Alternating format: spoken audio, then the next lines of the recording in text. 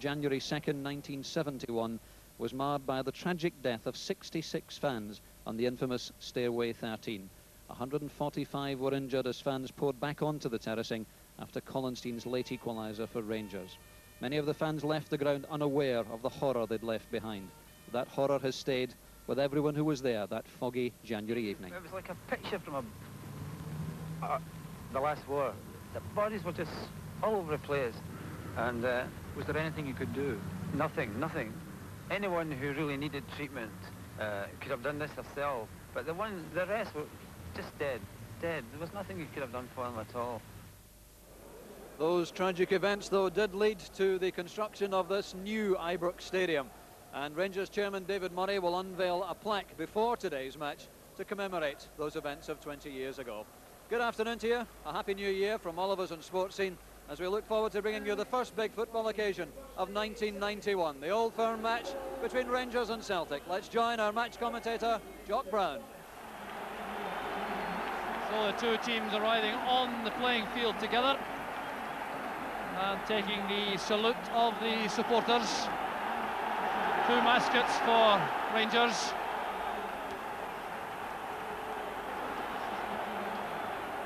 Rangers manager Graham Souness has gone for a very attacking formation despite the continued absence of Trevor Steven with a hamstring injury.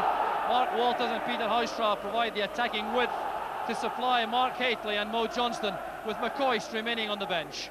So once again there is a major midfield responsibility on Terry Harlock, who has never tasted defeat at Celtic's hands, and he scored an equaliser when those sides met here in September to enhance his standing as a new Ibrox hero. Darius Dovcek has failed a test on his injured Achilles tendon, so Anton Rogan comes in at left back and Derek White returns alongside Paul Elliott. Jerry Craney replaces Alec Matthew, and Charlie Nicholas makes way for Andy Walker, who plays for the first team for the first time since the Skoll Cup semi against Dundee United on 25th September, when he came on as a second-half substitute. And fittingly for this big match, one of the most experienced and highly rated officials in Scotland just now, Jim McCluskey from Stewarton. Here is David Murray, the Rangers chairman, coming out with John Gregg, the relations executive at Ibrox, for the unveiling of the plaque reflecting the disaster of 1971. A 1 minute silence will follow.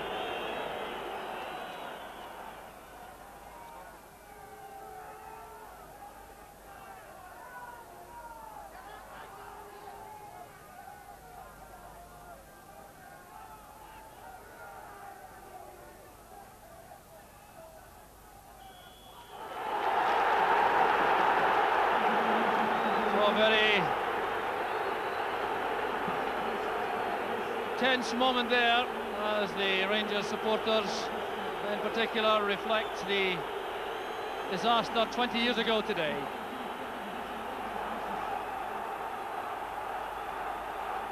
So Celtic starts the first Old Firm match of 1991, looking for only their second victory in the league here at Ibrox since Graham Souness arrived as the Rangers manager in April 1986. Rangers undoubtedly having the sign on Celtic in recent matches. And Celtic coming here very much as underdogs. Here's Andy Walker. Played across here to Paul McStay, an early shooting chance. McStay there, set up by Craney.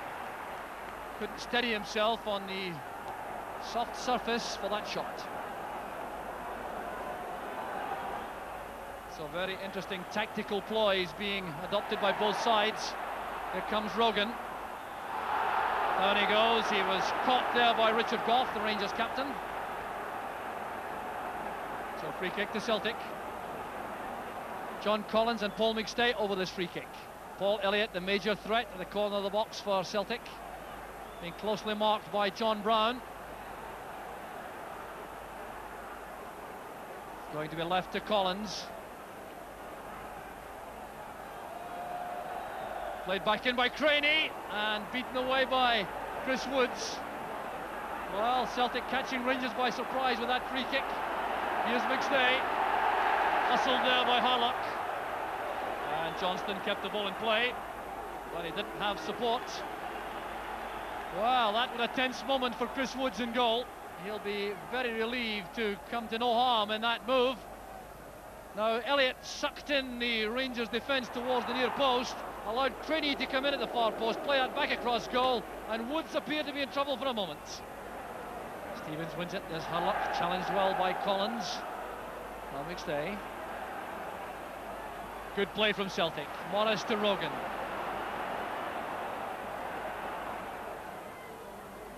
The ball played into space on the right, but there's no one there for Celtic. There's Monroe. Well, that's fine running by Hoystra on the left. Bringing Elliott across. Well, in too much of a hurry with the ball inside. Good pass that from Stevens to Monroe.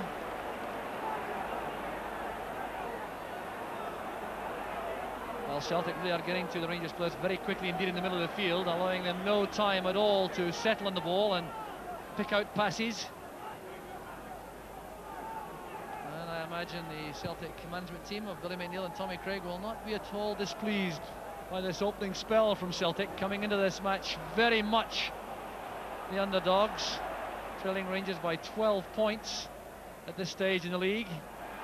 But there's no sign of that at the moment. Craney wins it for Coyne. Still Tommy Coyne in possession, looking for a shooting chance. Beaten to that by Brown. There's Craney playing it in for Walker, and the challenge was made by Monroe. Played away by Richard Gough, and Terry Hurlock keeping the ball in play. Rangers doing well coming from defence, but there has been a free kick given to Rangers for a late challenge on Hurlock by Collins. Well, what a debt owed by Rangers to Stuart Monroe, one of the unsung heroes of the Rangers side, and he made a magnificent challenge there on Andy Walker right in front of goal. Lystra. Gough using Walters on the right. Craney trying to cut him off early. Good play by Walters. And headed away by Derek White. Morris Johnston was waiting for that. But delightful play once again from Mark Walters. Well, he really is in superb form at the moment. He's away from Craney, then leaves Rogan for dead, releasing this early cross. It's a good clearing header by Derek White to give Rangers their first corner kick of the match. Looking for Gough. A chance for Brown. The first chance of the match falling to John Brown. A very difficult one though for the central defender, created by the head work of Richard Gough. The long, deep, far-flung corner kick. Gough getting up well, timing his leap, nodding that down. Brown had to react instantly and couldn't direct the shot on target. So Spikeman waving his teammates around. Wallace with the header, takes it back from McStay. Craney and Collins go for the same ball. Breaks off a couple of arms. The referee decides that was accidental. White and Johnston together. Collins provides some help. The Rangers maintaining some momentum here. Stevens plays it in. And Morris heads the ball to safety. It was White in the first place who got his head to that cross. Spackman wants this corner kick taken quickly. Hoystra. Spikeman again. Far post cross. Here's Walters. Headed away by White. Rogan and Stevens clash. The result is a Celtic throw, much to the annoyance of the Rangers supporters.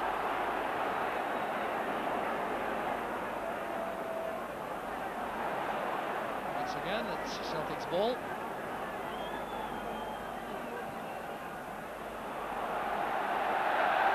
And an inaccurate return pass there, giving Rangers possession. There's Morris Johnston setting it up for Hurlock. Too much weight on the cross, and Celtic have a goal kick.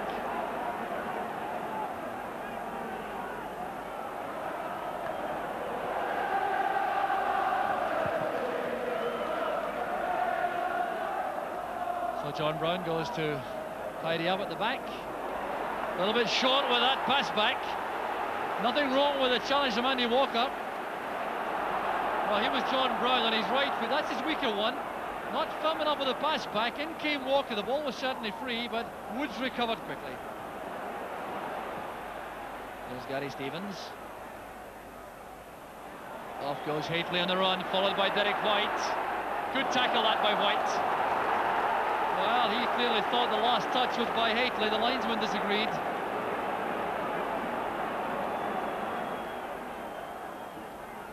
There's Walters. An awkward one, straight into the net! Walters has scored for Rangers. What a remarkable corner kick, right out of the blue. Well, he took that with his right foot, and Pat Bonner could scarcely have expected an in-swinger. Just watch this again, bending it right under the crossbar. Bonner arriving too late, and Rangers go ahead. Well, this is one to savour without any question. Played in with the outside of the right foot, swerving it under the crossbar, and beyond Pat Bonner for Walter's 13th goal of the season. Well, another moment of magic from the former Aston Villa player.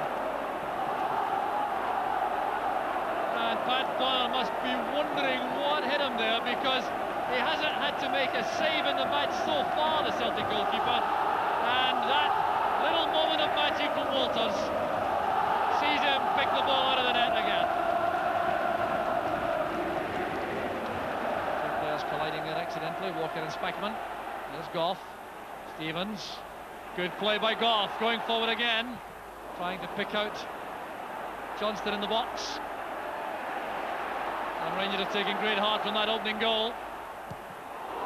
And once again, a superb interception there by Derek White. Otherwise, Maurice Johnston had an open goal.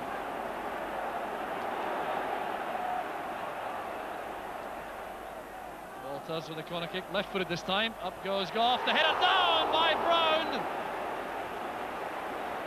Well, John Brown's second goal attempt of the match, and that, I think, was a clearer-cut chance than the first. Variation from the corner, played left-footed but way out into the penalty area by Walters. Appeared to be swirling in the air. Goff get up so well. There was John Brown, and the header goes wide. So we're at the 45-minute point in the first half. I can't recall a stoppage for injury in the first half. And indeed, that's the view of referee McCluskey. Teams go off, Rangers fans offering the applause, and it's for Mark Walters in particular. He's shown many moments of magic in his Rangers career, but none to compare with this corner kick in 35 minutes. Taken with the right foot, the outside of the right foot, bending in at the near post behind Pat Bonner for the only goal of the first half, in which Celtic played extremely well for long periods. They appeared to be every bit as good as Rangers for the bulk of the first half. But once again, Dame Fortune has not smiled on them, and at half-time it's Rangers 1, Celtic 0. So controversy still raging around the stadium about that Mark Walters corner kick, and great discussions about the nature of the swirling wind. Basically the wind is blowing from left to right, which would have blown it away from Pat Bonner's goal in the first half and Chris Woods in the second, but there are certainly little swirling indications over in that far corner where Walters took the corner that the wind may well have helped to blow the ball in towards the Celtic goal. And Celtic goalkeeper Pat Bonner carrying a lot of responsibility in the eyes of most of the supporters inside the stadium, but Celtic have to forget all that and come back again, as Anton Rogan is trying to do. Walker dwelling a little bit too long on that, allowing Hoystra to go back with a headed pass back.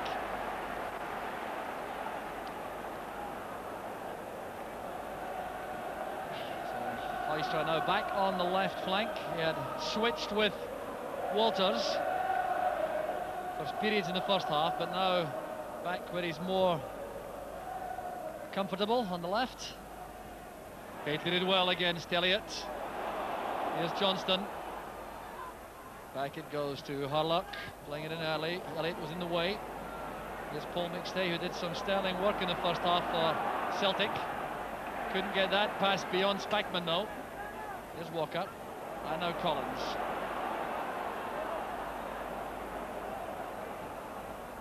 Craney made a good angle for him.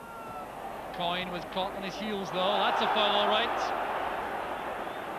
Johnston hacked down from the rear by Derek White.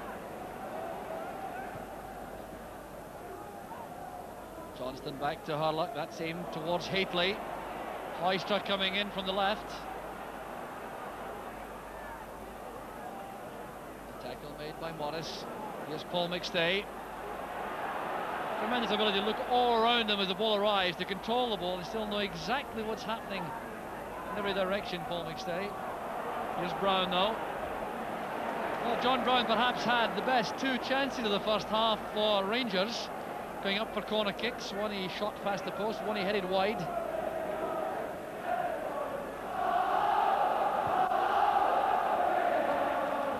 There's Chris Morris with a header. But Celtic, for all their good play in the first half, for their organisation, their tactical formations, they still couldn't threaten Chris Wood seriously. I can't remember any direct shot on goal which would have troubled the Rangers goalkeeper and brought out a good save. One difficult cross to contend with, but that apart, Celtic's good work has been outside the Rangers penalty box. There's Andy Walker. Morris coming forward quickly on the right. Brown's header goes straight back to Morris. Woods at full stretch. It looked for a moment as though he may have misjudged that.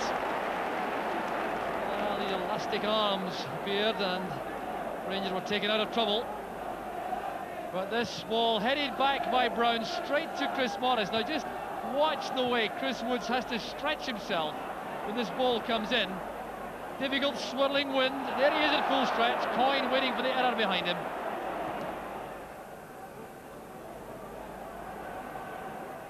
Came off Haitley's head. There's Morris.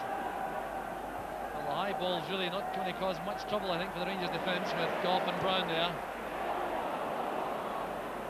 Pass from Stevens was intended to release Maurice Johnston. Well, Johnston has really had very poor service in the match so far. He had very few chances to show his striking ability.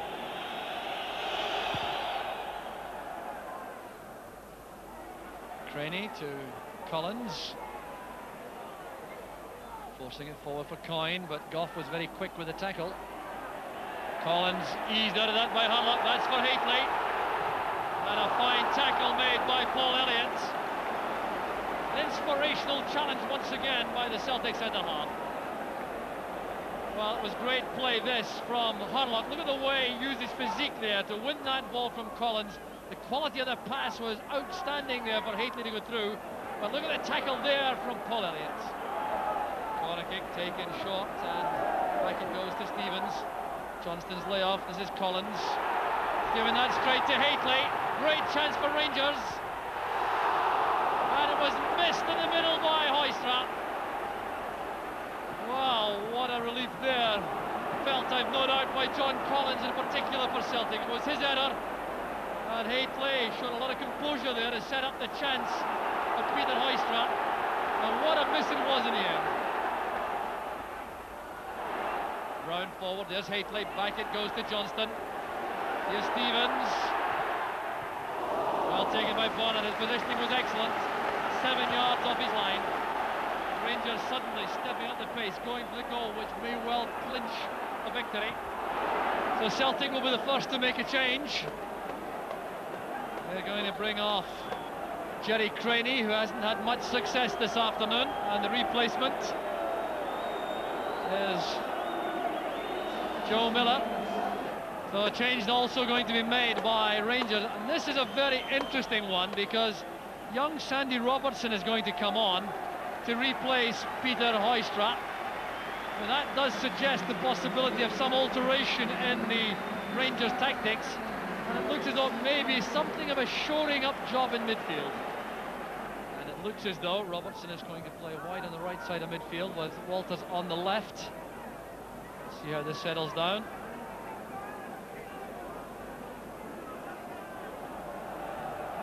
That gives a little bit of extra defensive quality to the right flank of the Rangers side, where Joe Miller has come on as the fresh man.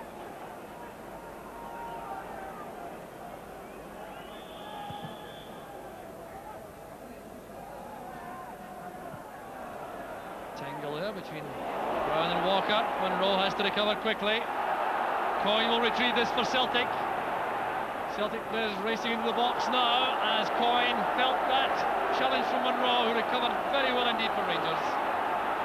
There goes Walters, trying to get away from Collins. Nowhere of that corner for Walters. He was fouled though by the combination of Morris and Collins. The free kick taken quickly, but too quickly for the liking of the referee. Tommy Coyne is still out of the play over at the far corner flag. The referee hasn't spotted that. There's Brian Scott, the Celtic physio, inviting Coyne to leave the field for treatment. Celtic reduced to 10 men for the moment. Charlie Nicholas in reserve. Walters quite happy to take the ball towards the corner flag. A difficult one for Bonner. He's missed it again. And it's thumped away by Derek White. But what an unhappy occasion this is proving to be for the Republic of Ireland goalkeeper Pat Bonner. McStay and Hurlock clash fiercely in midfield. But look at this. Long ball played in. Bonner appears to have that under control. It slips through his hands like a bar of soap. He couldn't gather it, but he had Derek White there to save the day for Celtic. Here's Andy Robertson, tackled well by Rogan. Derek White's header. Walker and Brown in a tangle of legs, but here's Paul McStay trying to work his way clear. He was hauled there by a combination of Spackman and Monroe. Free kick's been given. McStay really is trying to assert himself in midfield for Celtic, playing a real captain's role, trying to turn the tide back Celtic's way. Morris flights it in. Oh, that's well taken by Woods. Superb goalkeeping. Made up his mind instantly, came off his line like a sprinter to make that catch. Just look at this, played in dangerously by Chris Morris. Coyne was going for it, but Woods made up his mind early, it was his ball. Brown doing well there, hooking the ball back towards Monroe. Gately chesting it back for Walters.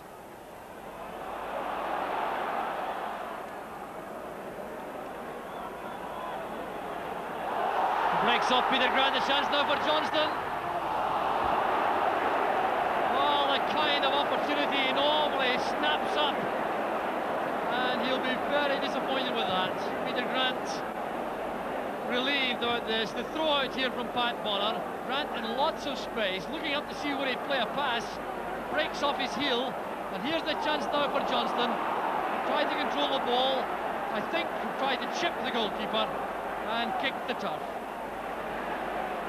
Good pass from McStay. Here's Joe Miller. Collins, through it goes for Miller. Chance now from the byline.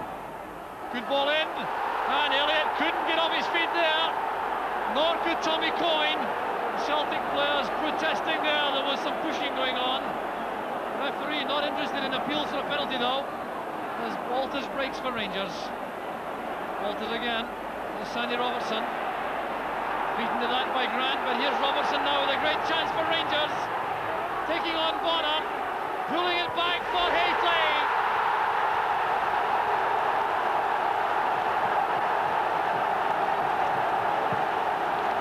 Brilliant play from Sandy Robertson. Mark Haitley ties it up for Rangers. Well, that move coming on the back of a penalty kick denied to Celtic. So controversial, all right. Here was Mark Walters. Now this should have been tied up by Peter Grant. It says first error of the match almost. And here's Sandy Robertson. Now just look at this. Confidence, for composure, for vision, and the pass made it easy for Haitley. Well, Sandy Robertson will enjoy seeing this again. 19 years old, remember. And look at the way he took on the goalkeeper. Pulled that back into the path of Haitley with such accuracy. So 2-0 to Rangers, and Mark Hateley gets his second goal courtesy of Sandy Robertson. The Celtic supporters chanting defiantly behind Chris Woods. Well, they really are remarkable in their support of their team.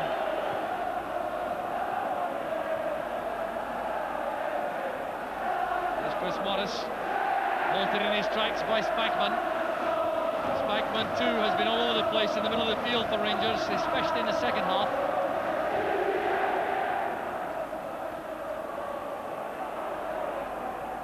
Coyne turns it back. Wallace trying to take on Walters. Monroe collects for Rangers.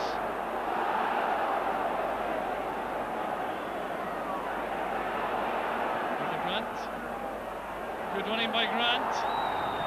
Fine play by McStay. Here's a chance for Celtic. That is cleared off the line by Richard Goff from Joe Miller. Well, that just about sums up the afternoon for Celtic. It was brilliant play, this, inspired by Peter Grant, racing forward from sweeper, setting this up for Paul McStay. An excellent ball played across the face of the goal. There was Joe Miller. Woods was beaten, but Goff was there.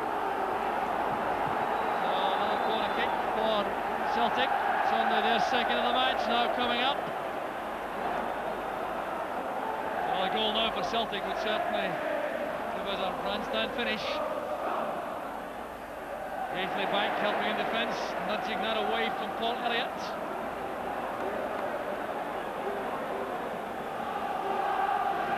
Charlie Nicholas turning into Goff. Played forward there by White. And it's hit into the side netting by Tommy Coyne. Well, you have to hand it to Celtic for their determination in battling back in these closing minutes. The throw here, finding Nicholas. He was blocked there by Richard Goff. The ball touched out there, came off Robertson. Played in by Rogan for Coyne. The angle was too narrow. Caught late by Spackman. Celtic coming forward. There's Collins. Superb save by Woods. Two players in trouble though in the middle of the field. McStay and Spackman are right in the middle of the field. The corner kick will not be taken until this is sorted out. But what fine play it was. There was McStay tackled by Spackman. It was set up there for Collins. What a fine shot, catching Woods off his line. But he makes a magnificent save. John Brown sends it back, and referee Jim McCluskey brings the first Old Firm match of 1991 to an end. It was a fine performance in the second half. The two goal scorers there, Mark Hateley on the left, Mark Walters on the right. Hateley's goal in the second half, courtesy of Sandy Robertson, who provided a moment of real skill to set up that easy chance for Hateley to tie up the match. Rangers running out, excellent winners, but look at these defiant Celtic supporters. They know their team gave everything this afternoon. They certainly battled well in the first half. The opening goal from Walters in the corner kick was a real sickener, and Celtic couldn't find a way through a very well organised Rangers defence. So in the end, Rangers running out, good winners against Celtic. The final score, Rangers 2, Celtic 0.